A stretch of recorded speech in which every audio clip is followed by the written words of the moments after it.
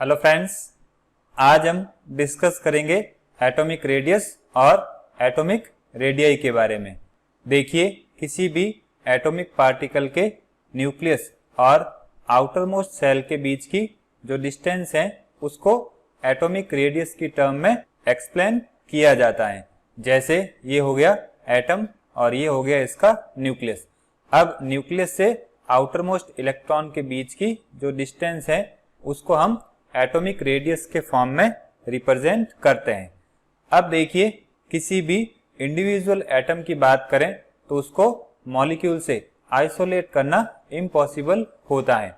तो इस तरह से हम कह सकते हैं एटॉमिक रेडियस को भी मेजर करना पॉसिबल नहीं होता है। अब एटॉमिक रेडियस को मेजर करने के लिए हम जनरली इंटरन्यूक्लियर डिस्टेंस का यूज करते हैं। देखिए, इंटरन्यूक्लियर डिस्टेंस की बात करें तो किसी भी गैसियस मॉलिक्यूल के दो बॉन्डेड एटम्स के न्यूक्लियस के बीच की डिस्टेंस को हम इंटरन्यूक्लियर डिस्टेंस कहते हैं और इसकी हेल्प से हम एटॉमिक रेडियस को मेजर कर सकते हैं। अब इंटरन्यूक्लियर डिस्टेंस को हम मेजर करने के लिए कुछ टेक्निक्स यूज करते हैं, जिसमें हो जाएगी X ray diffraction, electron diffraction, NMR spectroscopy etcetera. अब बात करते हैं एटॉमिक रेडियस के क्लासिफिकेशन की। तो देखिए, एटॉमिक रेडियाई को तीन क्लासेज में सब डिवाइडेड किया गया है। पहली हो जाएगी कोवेलेंट रेडियस, जिसको हम नॉन मेटल्स और कोवेलेंट मॉलिक्यूल्स में मेजर करते हैं। दूसरी हो जाएगी मेटेलिक और क्रिस्टल रेडियाई, जिनको हम मेटल्स में मेजर करते हैं। और तीसरी हो जाएगी वान डेर वाल्स रेडियस या कोलिजन रेडियस। अब सबसे पहले बात करते हैं कोवेलेंट रेडियस या रेडियाई की।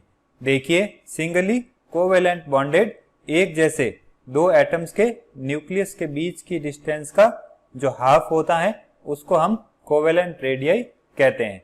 देखिए, ये हो गया एक एटम और ये हो गया दूसरा एटम। दोनों एटम यहाँ पर एक जैसे हैं और यहाँ पर हमने Cl2 मॉलिक्यूल का एग्जाम्पल लिया है। तो ये हो जाएगा एक क्लोरीन एटम और ये हो जाएगा दूसरा क्लोरीन एटम।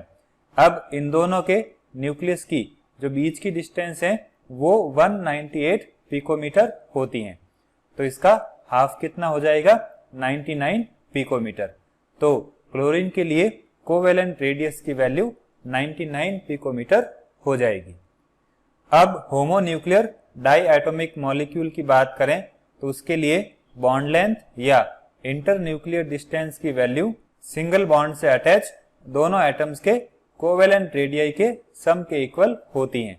डाईएटॉमिक मॉलिक्यूल की बॉन्ड लेंथ को हम इससे रिप्रेजेंट कर रहे हैं और ये हो जाएगी एक एटम की कोवेलेंट रेडियस और ये हो जाएगी दूसरे एटम की कोवेलेंट रेडियस। अब इसको हम इस फॉर्म में भी लिख सकते हैं और यहाँ से RA की वैल्यू हम इस इक्वेशन की हेल्प से फाइंड आउट कर सकते हैं। जैसे अगर हम Cl2 मॉलिक्यूल की बात करें तो इस मॉलिक्यूल के लिए बॉन्ड लेंथ या इंटरन्यूक्लियर डिस्टेंस की वैल्यू 198 पिकोमीटर होती है। अब इस फॉर्मूले में इसकी वैल्यू जब पुट करते हैं तो RA की वैल्यू 99 पिकोमीटर आ जाएगी। मीन्स एक क्लोरीन के एटम के लिए कोवेलेंट रेडियाई की वैल्यू इसके इक्वल होती है। अब बात करते हैं हेटेरोन्यूक्लियर डाईएटॉमिक मॉलिक्यूल AB की। तो यहाँ पर दो केस हो सकते हैं। पहला केस जिसमें एटम A और एटम B की इलेक्ट्रॉन नेगेटिविटी सेम होती है, तो उस केस में हम इस फॉर्मूले का यूज करेंगे। अब देखिए, इस फॉर्मूले की बात करें तो अगर हमारे पास इन तीनों में से किन्हीं दो की वैल्यूज गिवन होती हैं तो हम तीसरी वैल्यू फाइंड आउट कर सकते हैं। अब सेकंड केस की बात करते हैं जिसमें एटम A और एटम B की इलेक्ट्रॉन नेगेटिविटी की वैल्यू डिफरेंट होती हैं। तो यहाँ पर दो इक्वेशन दी हुई है। पहली इक्वेशन हो जाएगी शोमेकर और स्टीवनसन की। इस इक्वेशन में यहाँ पर XA और XB एटम A और एटम B की इलेक्ट्रॉन नेगेटिविटीज हो जाएगी और दूसरी इक्वेशन पॉलिंग ने दी थी जिसमें यहाँ पर C लिखा हुआ है और ये C शोमेकर और स्टीवनसन कोफिशिएंट हो जाएगा। अब इन इक्वेशन की हेल्प से हम एटॉमिक रेडियस को कैलकुलेट कर सकते हैं। नेक्स्ट पॉइंट हो जाएगा टाइप ऑफ कोवेलेंट रेडियाई। तो ये 3 तरह की होती हैं जिनको बॉन्ड के बेसिस पर डिफाइन किया गया है। अगर सिंगल बॉन्ड होता है तो उसको हम सिंगल बॉन्ड कोवेलेंट रेडियाई कहेंगे। अगर एटम्स के बीच में डबल बॉन्ड होता है तो उसको डबल बॉन्ड कोवेलेंट रेडियाई कहते हैं, और एटम्स के बीच में ट्रिपल बॉन्ड होता है तो उसको ट्रिपल बॉन्ड कोवेलेंट रेडियाई कहते हैं। अब डबल बॉन्ड और ट्रिपल बॉन्ड कोवेलेंट रेडियाई की बात करें तो इनको हम मल्टीपल बॉन्ड कोवेलेंट रेडियाई कहते हैं। अब बात करते हैं मेटेलिक और क्रिस्टल रेडियाई की। देखिए, इसका यूज उन मेटल एटम्स के लिए किया जाता है जो कि मेटेलिक क्रिस्टल में क्लोज पैक्ड स्फीयर के फॉर्म में होते हैं। अब इसके डेफिनेशन की बात करें तो देखिए, किसी भी metallic close packed crystal lattice में जो 2 एडजेसेंट मेटल एटम होते हैं उनके न्यूक्लियाई के बीच की डिस्टेंस का जो हाफ होता है उसको हम मेटेलिक या क्रिस्टल रेडियाई कहते हैं। अब देखते हैं इसका एग्जाम्पल। तो देखिए, सोडियम मेटल में जो 2 एडजेसेंट सोडियम एटम्स हैं उनकी इंटर न्यूक्लियर डिस्टेंस 380 पिकोमीटर होती है।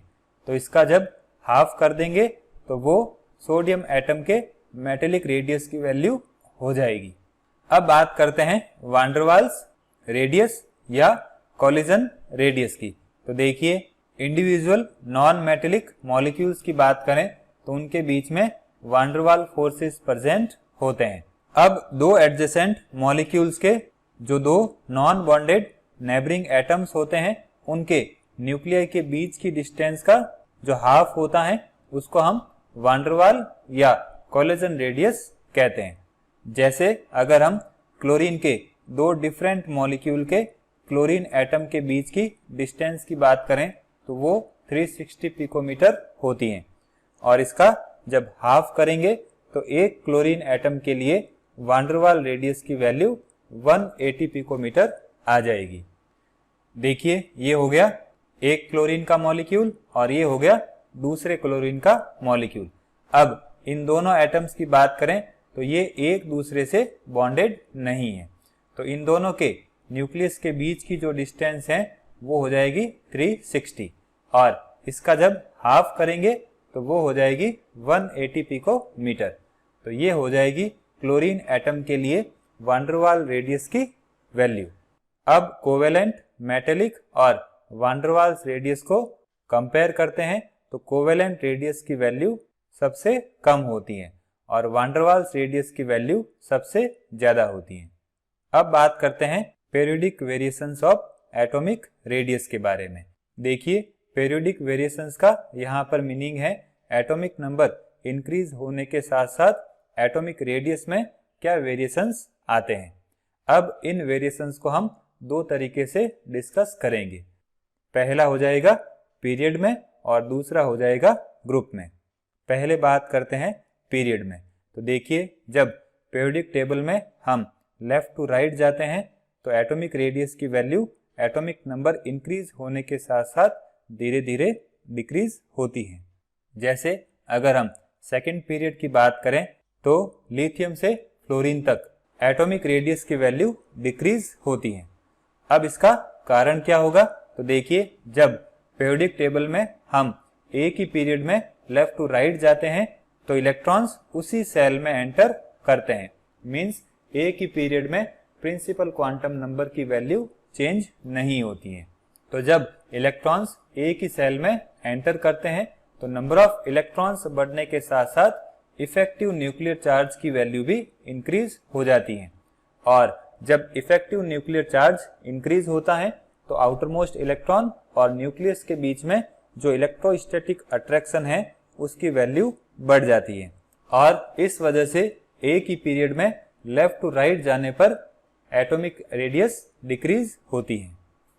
अब बात करते हैं ग्रुप की। तो देखिए, ग्रुप की बात करें तो जब पीरियोडिक टेबल में एक ही ग्रुप में हम टॉप टू बॉटम आते हैं तो atomic radius atomic number increase होने के साथ साथ इंक्रीज होती है। मींस ग्रुप में जो टॉप पे रहेगा वो सबसे स्मॉल रहेगा और जो बॉटम पे होगा वो सबसे लार्ज रहेगा। जैसे ग्रुप सेकंड की बात करें तो बेरिलियम से बेरियम तक एटॉमिक नंबर इंक्रीज होने के साथ एटॉमिक रेडियस भी इंक्रीज होती है। अब इसका रीजन क्या होगा, तो देखिए जब पीरियोडिक टेबल में हम टॉप टू बॉटम आते हैं तो प्रिंसिपल क्वांटम नंबर की वैल्यू इंक्रीज होती है, और प्रिंसिपल क्वांटम नंबर की वैल्यू जब इंक्रीज होती है तो सेल की साइज भी इंक्रीज होती है। अब साइज इंक्रीज होने का मतलब क्या होगा, न्यूक्लियस से आउटर मोस्ट इलेक्ट्रॉन की डिस्टेंस इंक्रीज हो जाएगी। तो उस केस में यहाँ पर इलेक्ट्रोस्टैटिक अट्रैक्शन कम हो जाएगा और साइज इंक्रीज होना स्टार्ट हो जाएगी। अब इसके अलावा इफेक्टिव न्यूक्लियर चार्ज की बात करें तो वो भी एक ही ग्रुप में एटॉमिक नंबर इंक्रीज होने के साथ साथ इंक्रीज होता है, और इफेक्टिव न्यूक्लियर चार्ज जब इंक्रीज होता है तो आउटर मोस्ट इलेक्ट्रॉन और न्यूक्लियस के बीच में इलेक्ट्रोस्टैटिक अट्रैक्शन बढ़ता है। अब यहाँ पर हमने दो फैक्टर डिस्कस किए और दोनों फैक्टर एक दूसरे के ऑपोजिट हैं, लेकिन अगर हम दोनों फैक्टर्स को कंपेयर करते हैं तो जो प्रिंसिपल क्वांटम नंबर की वजह से इलेक्ट्रोस्टैटिक अट्रैक्शन में कमी आती है वो फैक्टर प्रीडोमिनेंट होता है। इसलिए एक ही ग्रुप में टॉप टू बॉटम आने पर एटॉमिक नंबर इंक्रीज होने के साथ साथ एटॉमिक रेडियस भी इंक्रीज होती है।